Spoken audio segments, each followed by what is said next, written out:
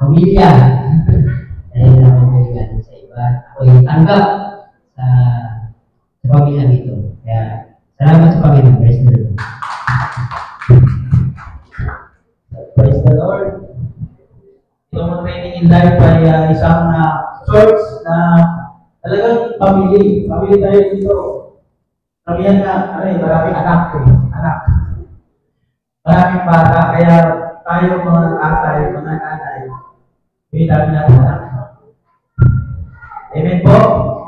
Walang pinipili ang Diyos. Hindi naman porkit mayaman ka.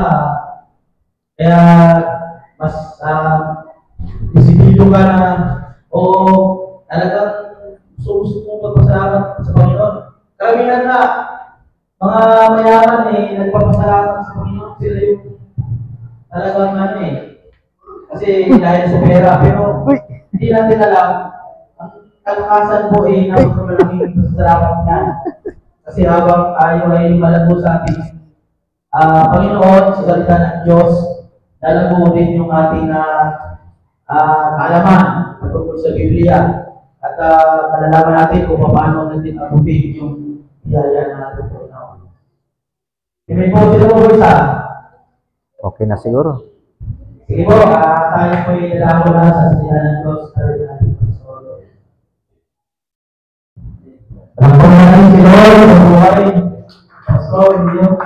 Hello, mic test. Hello, mic test. Tayo po'y manalangin. Lord, maraming salamat sa napakagandang umaga na ito na binigay mo sa amin. Panginoon, isa, dalawa, nagkakatipon, ikaw ay narito. We welcome you, Holy Spirit. At Holy Spirit, ikaw ang magbigay ng kapahayagan sa amin. Without you, Holy Spirit, we cannot understand anything.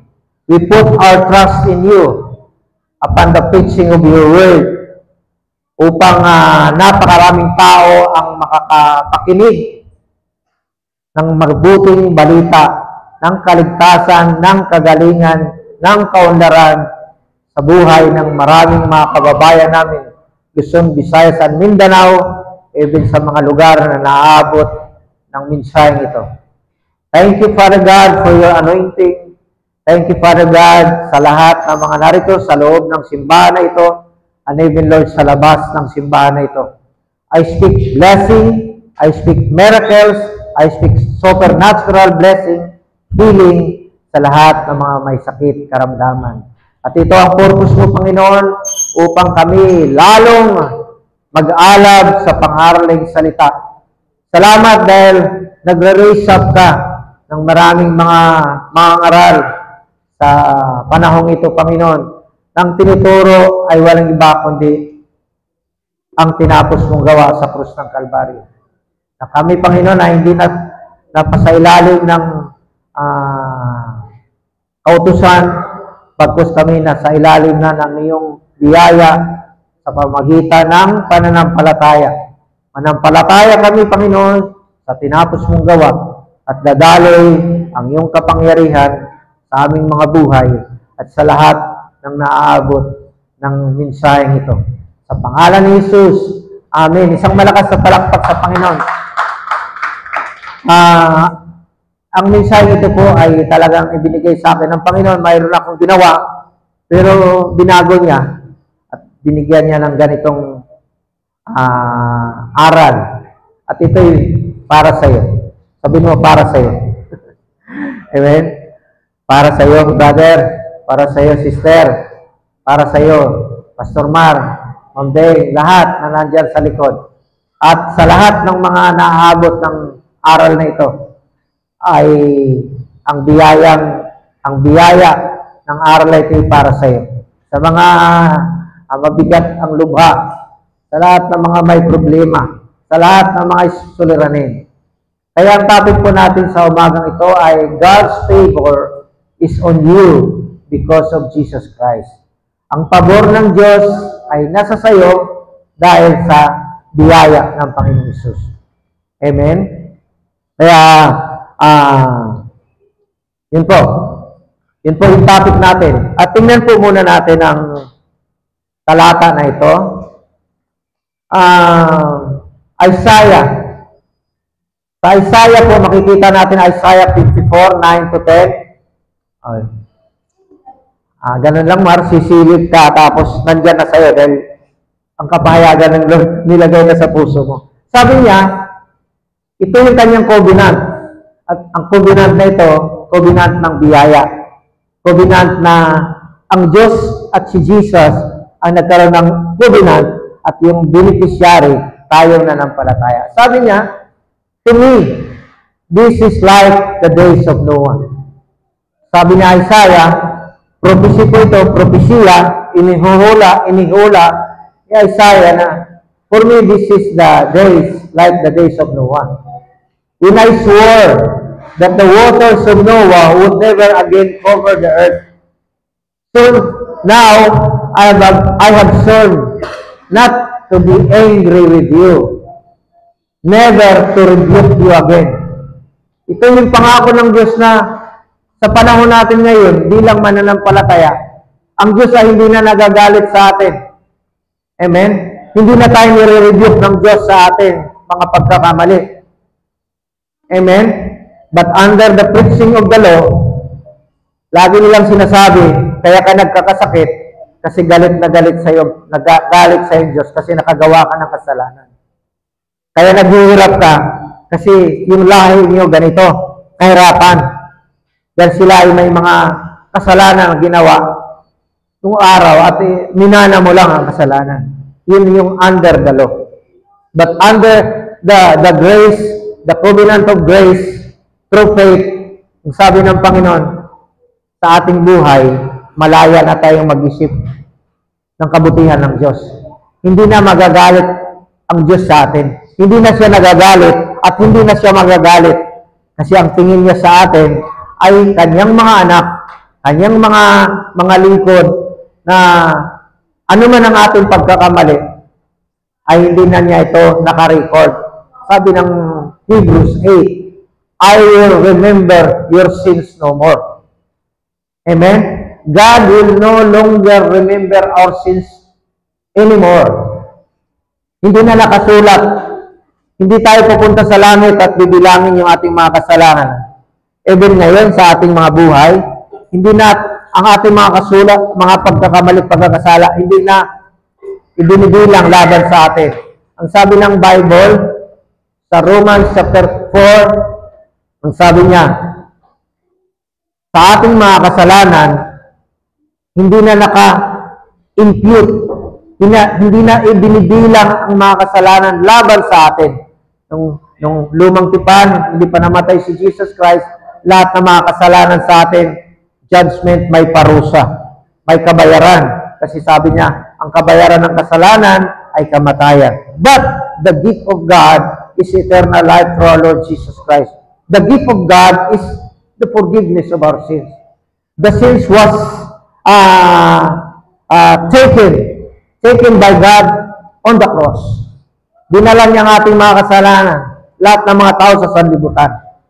Ang rule natin, dito ipalam natin sa mga tao na ang mga kasalanan na yan, kapag nanampalataya kay Jesus, ay wala ng visa sa atin. Kaya yun po yung good news. At bihira ang nangangaral ng ganito, dahil ang sabi nila, tayo daw ay license to sin. Amen? No more. Amen? Kasi tayo nakakilala sa Diyos, hindi na tayo nabubuhay sa kasalanan. Nung tayo hindi mananampalataya, ang isipan natin puro kasalanan, paggawa ng kasalanan, pero nung tayo nakakilala sa Panginoon, inalis na. Ginawa na niya tayong bagong nilalang. If anyone be in Christ, he is a new creature. All things are passed away. Nung tayo hindi pa nakakilala sa Panginoon, our spirit was not connected to God. Dead. But at the moment, this time, na born again yung spirit natin, ang connection natin doon sa Diyos ay hindi na pwedeng putulin ng kasalanan. Amen? Our spirit was connected. Ang born again spirit natin, kailanman hindi na siya mamamatay. Amen? Si Patrick, lumalabas, huwag palabasin, baka walang titingin sa kanya doon. Yan, lumalabas. Okay. Amen? Kaya ang buhay natin wala ng condemnation. Wala na siyang consciousness of sin. Because we know and we believe that Jesus died for all our sins that has been inherited from Adam. Kaya yung kaisipan natin, wala na siyang parusa siguro ito ng Diyos. Wala na. Kaya doon magsisimula yung long and satisfied life natin kasi ang consciousness of sin, yun po ang nagbibigay ng death, yun nagbibigay ng condemnation. Amen? Dahil hindi natin alam na ganun pala. Pero nung nakilala natin ang Panginoon, na siya lang talaga ang ating tinitingnan sa buhay na ito, doon po magsisimula ang long and satisfied life. Ang buhay na wala na sa ilalim ng kasalanan, wala na sa ilalim ng sakit karamdaman, wala na sa kahirapan. Amen? Hallelujah. Palakpakan natin si Jesus. Napakaganda po. Kaya ito ay covenant. So now I have sworn not to be angry with you. Napakasarap pakinggan na hindi na nagagalit sa atin ang Diyos. Amen? At kailanman hindi na siya magagalit. Okay? Though the mountains be shaken and the hills be removed. Tuloy niyo po yan. Magkaroon ng lindol ang mga kabundukan. Lilindolin ang bawat kapaligiran. Amen? Ang mga bulubundukin ay ginagagalaw, remove. Yet my unfailing love for you will not be shaken. That is the covenant of God. Ang pag-ibig niya sa atin, hindi na magbabago. Parang bilang ama sa ating mga anak, mahal na mahal natin yung mga anak. Eh, di ba? Na naghanap buhay para tayo, para pakainin natin ating mga anak. Para palakihin sila, paaralin natin. Amen? Mahal na mahal natin ating mga anak. Amen?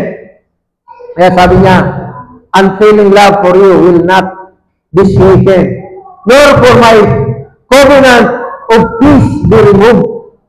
Kaya we have in Jesus, kapayapaan. Amen? Ang kapayapaan, shalom, peace, shalom sa Israel. Shalom, shalom, shalom, shalom, kapayapaan, kapayapaan. Panahon natin, lagi na sa atin ang kapayapaan. Ang kapayapaan na sa ating isipan. Maraming tao walang pag-worry, nag-worry, laging walang pag-asa kasi walang kapayapaan. Lagi nag-aalala.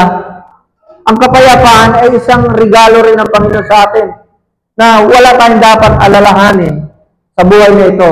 Kasi kapag nasa atin ang kapayapaan, mapayapa tayo in times of our problems, in times of evil times na dumarating sa buhay natin. I know and we believe that God will help us, God will deliver us. Why is it that God will deliver us and help us? Because we are His children. Amen? Anak tayo ng Diyos. Amen? Yung spirit natin, ayaw ng Diyos mapunta doon sa kabila. Kaya siya ay namatay. Ibinigay niya binigay niya ang kanyang buhay para sa atin. Kaya tuloy natin, hallelujah, praise God. Eh sabi niya rito, the favor of God can be described as a divine kindness. Ang pabor daw ng Diyos ay divine. Amen? Banal. The favor of God can be described as a divine kindness. What is kindness? Kabutihan, kabaitan, or an act of true compassion on the part of God Himself. The compassion of God. That is the favor of God. The kindness of God. Sabi niya, the kindness of God will lead us to repentance. Kahit gaano kasama ang tao, ang Diyos, pinaranas niyang kabutihan niya, parang tao na yan ay magsisi. Amen? Kapag naalala nila lagi ang kabutihan, they will experience repentance. Amen? Repentance is changing their mind to the Word and turn it to Jesus. Amen? Kapag tayo may mga pagkakamali, i-focus natin kay Jesus na pinapagawa. And that is repentance. Amen? Sabi nila, repentance is turning from sin. Yes, kung ikaw ay naroon sa kasalanan, nabubuhay ka sa kasalanan, tumingin ka kay Jesus at ang kasalanan mo pinatawad na. Okay? Tuloy natin, on the part of God Himself towards needy, undeserving human recipients. Amen? Tingnan niyo po. The favor of God is for the needy. Sa mga mahihirap. Kaya mahal na mahal ng Diyos yung mga mahihirap. At ang mga mahihirap na nakakilala kay Jesus, unti-unting umaangat ang kanilang kahirapan. At ayaw ng Diyos ang kahirapan. Amen? Ang bansa na kinikilala sa Diyos, kahit anong bansa, kinikilala nila the God of the Bible, Jesus, umunlad, sumasagana. Kaya tayong lahat, uunlad ang buhay natin because of Jesus. Amen ba? Naniwala mo kayo dyan? Aangat tayo. Ayaw, hindi tayo mananatili sa kahirapan. Ayaw ng Diyos yung kahirapan. Amen? Kaya tuloy natin. Hallelujah. God's unmerited favor is called grace. Amen? God's unmerited favor. What do you mean by unmerited favor? Yung wala kang parte. Wala kang ginawa. Naniwala ka lang. Amen? Ang pabor ng Diyos ay paniniwala lang at ang tawag niyan, grace. Amen? The favor of God's unmerited favor is called grace. Amen? All of us who believe, we will experience the unmerited favor of God. Kapag naroon ka sa isang company, itataas ng Diyos yung ipopromote ka. Kung ikaw ay naroon sa karamdaman, pinagaling ka. Kung ikaw walang pera, magkakaroon ka ng pera. Amen? Kapag may problema ka, may pabor ang Diyos sa'yo. Amen? Anong ginawa mo? Naniwala ka lang. Kaya talaga tayo payaman. Amen? Hindi na tayo mananatili sa kahirapan. Mas maganda rin yung naranasan nating kahirapan dahil naalala mga brother, sa Cebu, hirap ng buhay doon. Kaya ako napunta sa Maynila, Lord, alisin mo ako dito. Ayaw ko mamuhay sa kahirapan. Inalis ako ng Panginoon doon sa aming probinsya. Mga nanggaling sa Mindanao, Milet. Mahirap ang buhay sa Mindanao, kaya sabihin na malaki ang Mindanao. Diba? Si Brother Arthur, alam ko Mindanao ka rin. Malis tayo doon, pupunta tayo rito. Amen? Kaya sabi niya rito, it is by God's grace that our sins can be forgiven through trust, faith in Jesus to save. Hallelujah! Napakaganda po. It is by God's grace that our sins can be forgiven through trust, faith in Jesus to save. Kaya hindi na tayo sin conscious, ha? Huwag mong isipin na mahirap ka. Dahil the more na iniisip mong mahirap ka, maghirap ka nga. Kasi what you think in your thoughts is what you are. Kaya the gospel of Jesus Christ, amen? Nung namatay si Goliath, pinutol ni David ang ulo ni Goliath at dinala niya doon sa Golgotha. The Golgotha, ang ibig sabihin ng Golgotha, ay lugar na mga bungo. Ang mga bungo ng nangamatay ay nailagay doon. Bakit inilagay doon? Ang finished works ni Jesus, namatay siya sa Golgotha, ni Jesus Christ. Amen? Para ipaalam sa atin na sa ating kaisipan, lagi nating alalahanin ang kagandahan ng tinapos na gawa ng Panginoon. Amen? Goliath is the symbol of Satan. Napakalaking higante. Pero, pinatay siya ni David. Maliit pa si David, pinatay siya. At ang pangalan ni David ay sumisimbolo sa God's beloved. Amen? When you are God's beloved, when you believe that you are God's beloved, you can kill all the Goliaths in your lives.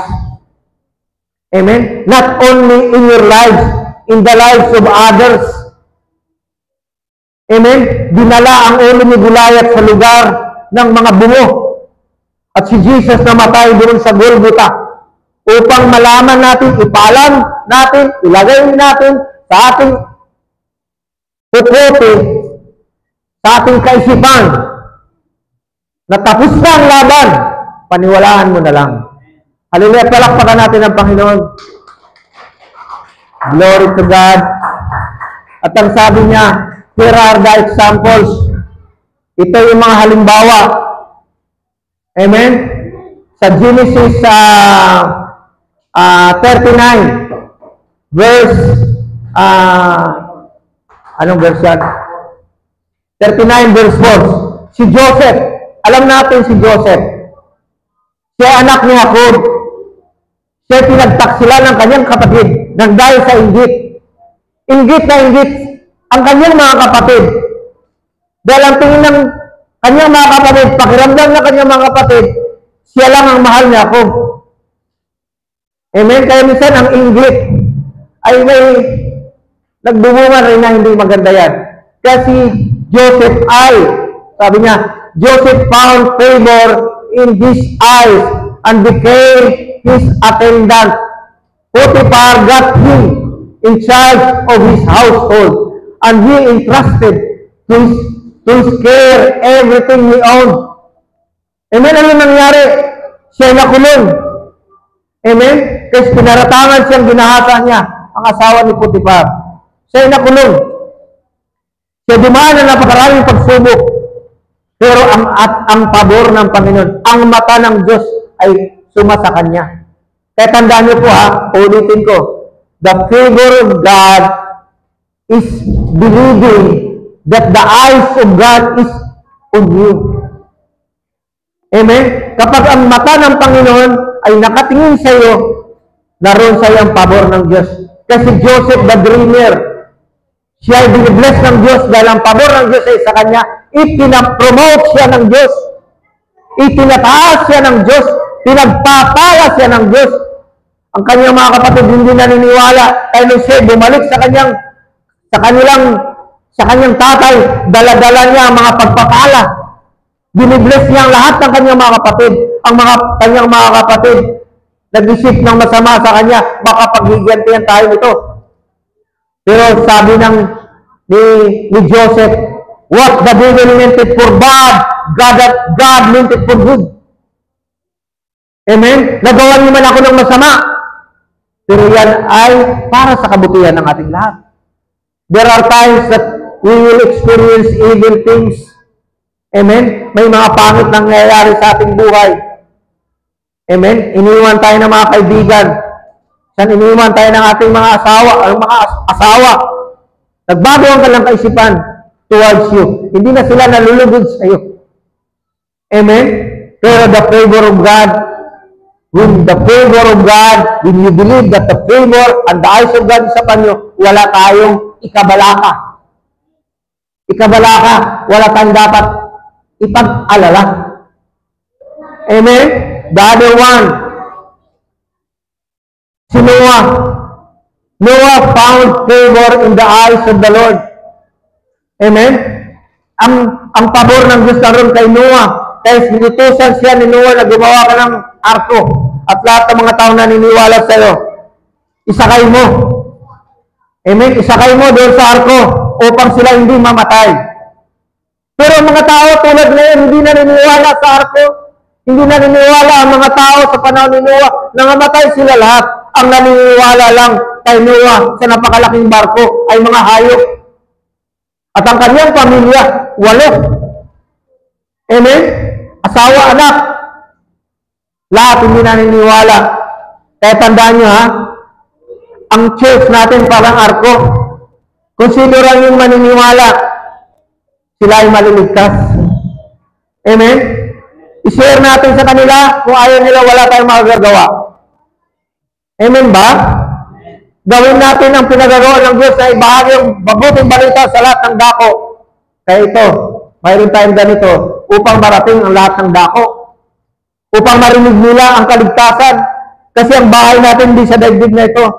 Ang mundo nito ay pansamantala nating tirahan.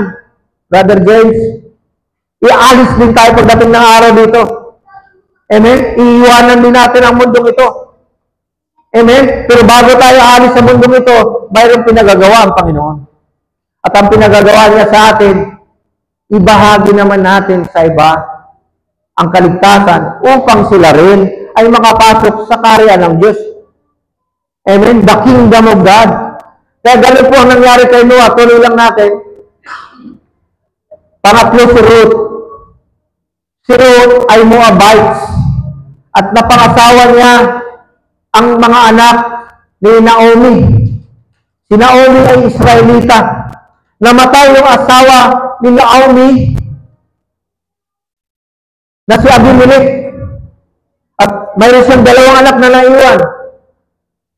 Ang napangasawa ng isa si Ruth at yung isa na babaeng Moabita rin. Ang lahat ng anak ni Ruth na dalawang lalaki na namatay na wala man lang iniwang anak. Pero hindi nga natin pwedeng sabihin na galit ang Diyos kay Ruth at kay Naomi. Kung titingnan ng mundo, malungkot ang buhay nila, mahirap lang sila. Pero na silang lahat ay namatay. Namatay ang kanilang ang dalawang anak ni Naomi. Pero sa kabutihan ng Diyos, pag binasa niyo ang book ni Ruth, mayroon pong tinatawag na kinsman redeemer. Naroon po si Boaz, na naging asawa ni Ruth na mayaman at tinulungan silang mabuhay na maayos ang buhay. Boaz is a type of our Lord Jesus Christ. Now, when we know Jesus Christ, our poverty will be removed. And God will restore to us all that was been lost. Lahat na nawala sa atin, ibabalik sa atin ng Diyos. Napakaganda pong kwento ang buhay ni Ruth. Makikita natin the life of Ruth, Moabites.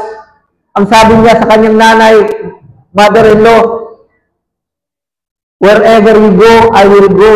Whoever is your God will be my God, and I will never leave you. Hindi niya iniwan ang kanyang mother-in-law. Sabi ng mother-in-law, sinumpa ako. Huwag kang sumama sa akin kasi ang buhay ko'y sinumpa. Sabi ni Ruth, hindi ka sinumpa. Sasamahan kita. Hanggang saan ka pupunta. At gano'n nga po nangyari. Nalampasan nila ang sumpa.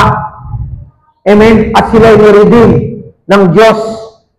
Amen? Hindi natin mababasa roon sa Ruth about the word, they believe in God.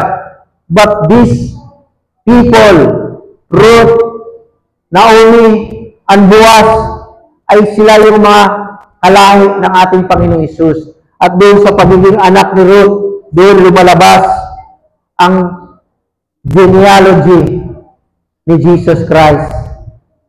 Amen?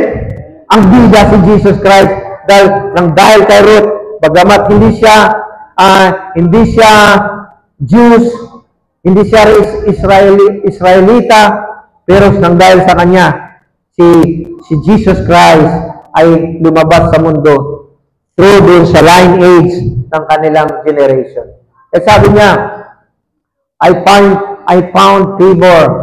And Ruth the Moabite said to Naomi, let me go to the fields and pick up the leftover grain behind anyone in whose eyes I find favor. Naomi said to her, go ahead, my daughter. Habang siya namumulot, di naman trabaho ni Ruth, na may ani, ang palayan. Ang lahat lang nalalaglag, yun lang kanyang pinipulot para pagkain.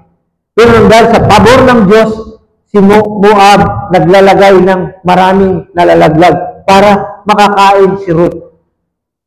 Ganun din po sa atin ang Panginoon. May mga taong binibless tayo, Arthur. Diba? May mga taong ang pabor ng Diyos na sa atin. Nirerespeto nila tayo, ginagalang nila tayo kasi hindi tayo tulad ng Bisaya na maro. Sa Bisaya ang maro, ito yung mga manluloko. Ito yung mga taong ang tunay na nakakilala sa Diyos, hindi maro. Amen? Ang mga nakakilala sa Diyos, maayos makipag-deal ng business. Hindi nang agrabyado. Hindi nang i-scam. Tayo yun. Kaya ang pabor ng Diyos na sa atin. Amen? Pagiging righteous sa negosyo, sa hanapbuhay, sa pamilya, resulta na lamang yun sa pabor ng Diyos na binigay sa atin. Okay, tuloy natin. Hallelujah. For those who find me, find life and receive favor from the Lord. Proverbs 8:35. Sino daw ang kumikilala sa Panginoon ay nakatunghay ng buhay at siya ay nakatanggap ng pabor sa Diyos. Tayo yun? Amen? Bigyan natin isang malakas na palakpak. Tingnan niyo po yung verse na yan. Those who find me will find life and receive the favor from the Lord. Ito ang kadahilan kung bakit tayo nangangaral ng Jesus. Ito, terminate ang dahilan kung bakit pinapangaral natin yung Panginoon upang ang mga naniniwala kay Lord magkaroon ng pabor. Amen? Ang mga taong hindi naniniwala kay Lord, trabaho ng trabaho. Isang kunting problema, nagpapakamatay. Walang pag-asa, kahit marami ng pera. There are billionaires, millionaires na sa dami ng nai-impact ng pera, wala pa rin silang pag-asa. Kaya sabi ng Panginoon, peace are multiplied in the knowledge of our Lord Jesus Christ. Kapag natin sa atin si Jesus ang kapayapaan at kaalaman sa Kanya, nagmo-multiply, dumarami.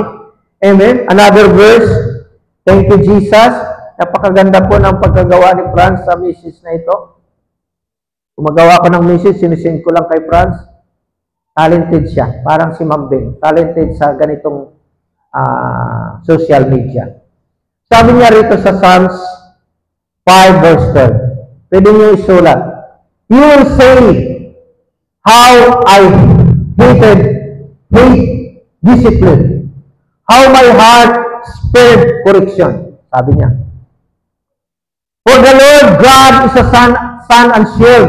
The Lord bestows favor and honor. Ang Diyos ay nagbibigay ng pabor at honor.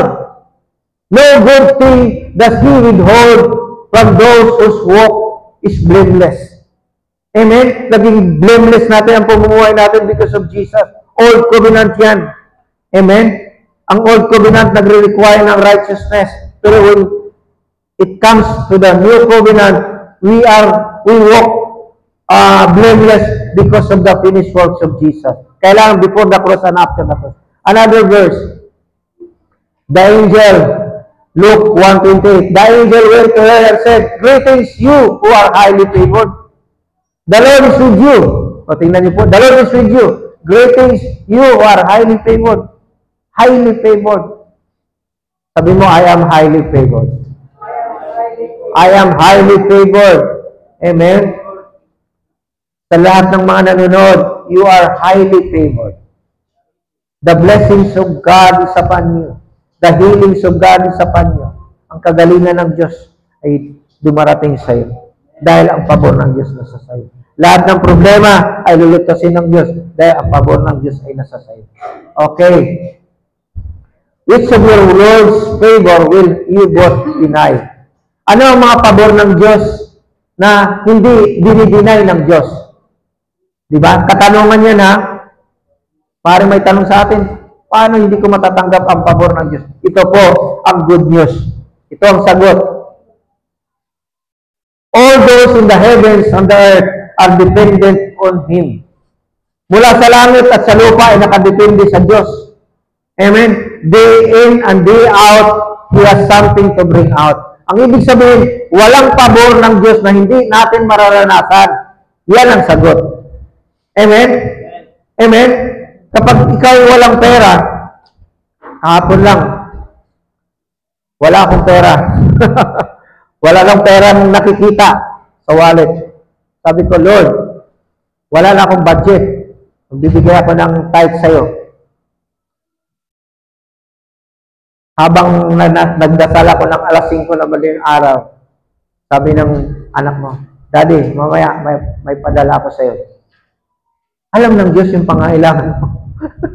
Bagamat hindi tayo umaasa doon sa anak natin. Kasi minsan di nga tayo nang hihingi. Kasi minsan kahit anak natin, nahiya tayo eh.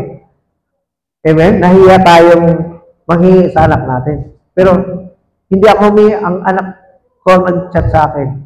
Si ate, daddy, wala siyang trabaho kasi napila yung kamay. Naka-bandage. Kaya kami na lang ni Ate Ker ang magbibigay sa'yo. Pero ang good news, to the glory of God, yung anak kong panganay, habang napila yung kamay, nakapagsimula ng Bible study, tatayin sa Amerika. 3 sila. Nagba-Bible study na sila. Ibig sabihin, sinisimulan na ng Diyos O Daddy, anong ibig sabihin na inano niya yung isang verse na it is not good to take the children's bread and take it to dogs. Daddy, anong ibig sabihin niya? Pinaliwanag ko. Ito, paliwanag ko, mga Gentile tayo, hindi tayo kabilang sa lipi ni Israel. Ang tawag sa atin ay dogs.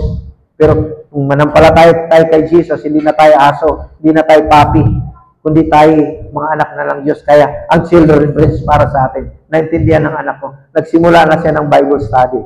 Amen? Hallelujah. Palakpakan natin ang Panginoon. Hallelujah. Glory to God.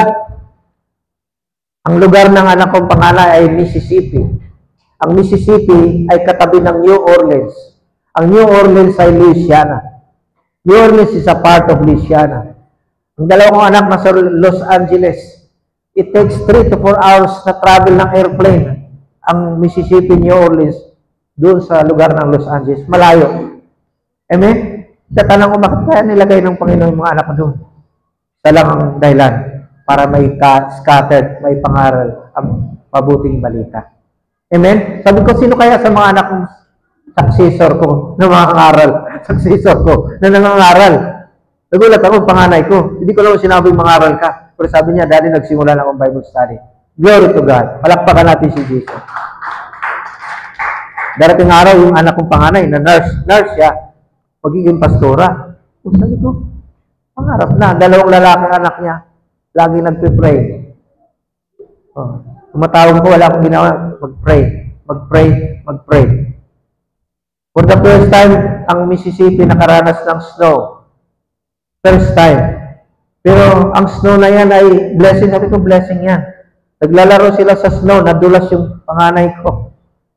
Na ano yung kamay. Pero sa pangyayari na yon, makikita natin, inalaw ni Lord. Inalaw. Hindi niya binigay. Ginamit para sa bahay lang siya. Para yung mga kaibigan pumunta na sila, nagsimula na ng Bible study. Sabi, what the devil meant for bad, God meant it for good. Amen? Hallelujah. Glory to God. God has put something on you. Ang Diyos ay nilalagay na pagay sa iyo. Kaya tayo narito. Kasi yung binibigay ng Diyos sa atin. May binibigay sa atin, Miguel, sa iyo. Kina June, mag-asawa. Amen? Lahat, music ministry, may ibinigay na something ang Panginoon sa atin. Gives you an advantage. Something that will open doors that you cannot open. Tingnan niyo po, mga bagay na hindi mo kayang buksan, pero ang Diyos ang nagbukas. Tataig, sa edad mo yan, ang dami pang bubuksan ang Diyos. Bukas ka ng Bible study. Mayroon tayo nabuksan Bible study dyan na ang kanyang asawa ay nakaratay na. Pinag-pray namin. Nabali yung kanyang likuran at hindi na makatayo. Sabi ko, babangon ka. Pinuntahan natin. Pagkatapos ng Bible study. Yung kalina ito. Nandun yung bahay na pinuntahan namin. Nakakaawa. Almost 5 months nang nakaratay, hindi makatayo. Pero pinag-pray namin. I believe and I declare healing sa kanyang buhay. Ganon tayo. Pinupuntahan natin ng mga may sakit. Ang Diyos din na nagbibigay. Hallelujah. Favor will cause good breaks to come. Good breaks. Ang pabor ng Diyos ay magbubukas. Amen? Na magagandang bagay sa iyo. Darating. Favor will take you from the background to the foreground. Or the background to the foreground. Ipopromote ka ng Panginoon. Amen? Ipopromote ka, itataas ka ng Panginoon. Amen? Hallelujah. Sabi dito, benefits of walking in God's favor. Mga benepisyo sa paglalakad natin sa pabor ng Diyos. Amen? Kung saan dumarating yan, magulat ka. Pasalamatan mo nilang Diyos, may dumating. Amen? Kaya sabi ko kay Mar, Amanda Kamar, maraming taong ipanalangin, pagagalingin ng Diyos. Amen? Darating yan. Maraming tao makikinig sa atin. Kasi dadaloy ang kapangyarihan ng Diyos. Dadaloy ang himala ng Diyos. Danog. Danog, danog, danog.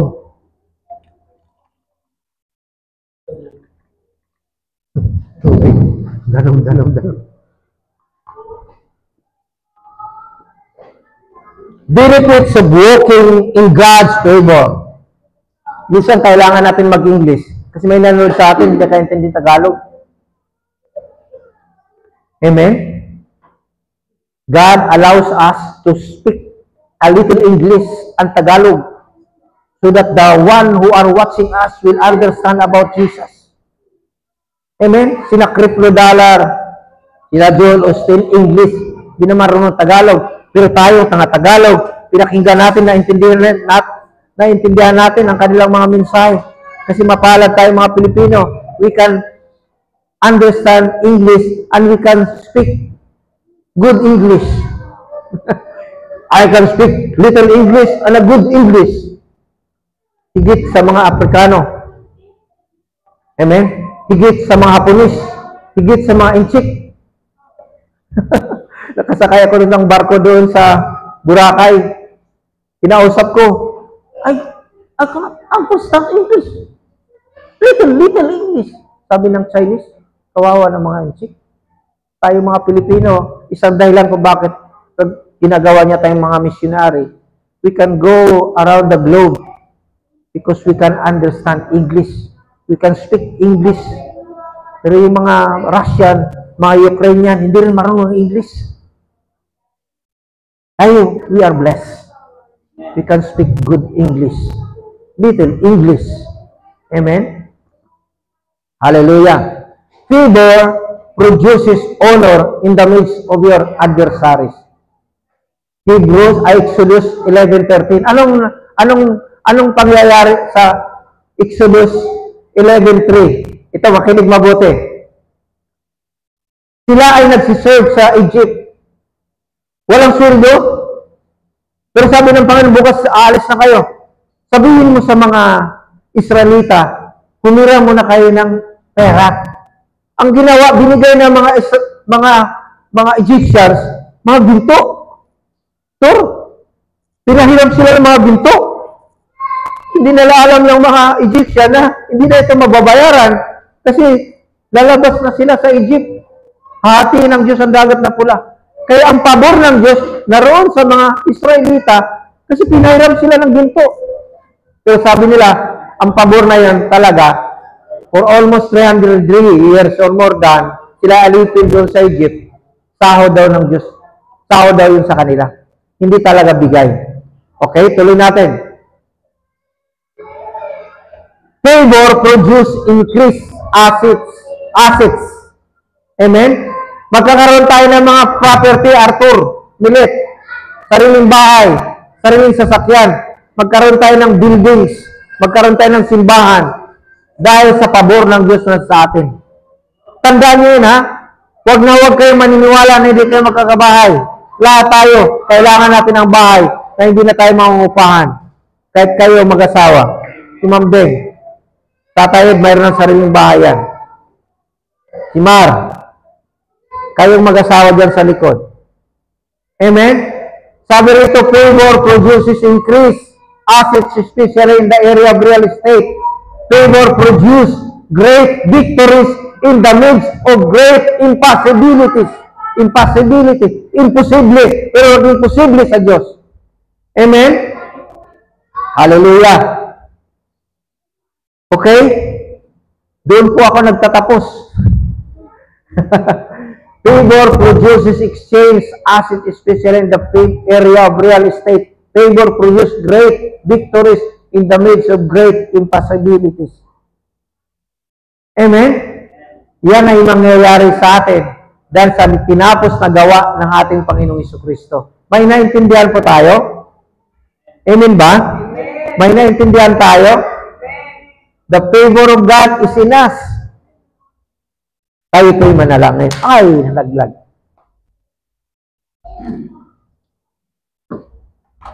Panalangin ko po lahat ng mga nanonood. Hallelujah. Lord, maraming salamat sa iyong pabor na nasa amin na dahil sa tinapos mong gawa. At ito'y biyaya Ito'y tinatawag na grace, Panginoon. Salamat, Panginoon, dahil ang iyong biyaya ay hindi natitigil na dadaloy sa amin. Pinupuri ka namin, dinadakila ka namin. Padaluin mo ang iyong biyaya sa church na ito. Sa bawat isang narito, mula sa music ministry, lahat ng mga ginagamit mong instrumento, Lord, dadaloy ang iyong biyaya sa simbang ito. Dadaloy ang iyong biyaya sa aming finances. Dadaloy ang biyaya, Panginoon, sa aming katawan. Na ang kagalingan ay dadaloy sa amin. Salamat po, Panginoon Isus. Pinupuri ka namin, dinadakila ka namin, at hindi namin pwedeng makalimutan, Panginoon, ang mga may sakit right now. Sa inyong mga may sakit, ako po'y manalangin para sa inyo. At kung maaaring hindi niyo pa kinikilala si Jesus bilang Panginoon at sariling tagapagligtas, tanggapin mo ang Panginoon. Ang pagtanggap sa Kanya, bibigyan Kanya ng kapangyarihan na maging anak ng Diyos. Sumunod kayo sa panalangin ito, Panginoong Isus, tinatanggap kita sa aking puso bilang Panginoon at sariling tagapagligtas. Maraming salamat sa kapatawaran ng aking mga kasalanan. Maraming salamat sa buhay na walang hanggan. Maraming salamat sa kagalingan na binigay mo sa akin, sa mga blessings na darating. Purihin ka, Panginoong Isus. Amen. Kaya Lord, padaluin mo ang pangangailangan ng bawat nakikinig ng mensaheng ito. And I pray for the spirit of understanding. I pray for supernatural blessing. I pray for miracles, Lord God. Ang anak mong aming pinanalangin kahapon na bedridden for how many years? I declare healings over his backbone in the name of Jesus. Salamat po, Panginoon. Sino mang may cancer, Lord, I pray you are healed in the name of Jesus. Thank you, Heavenly Father. Blessing upon blessing, grace upon grace, in Jesus' name. Amen. Amen.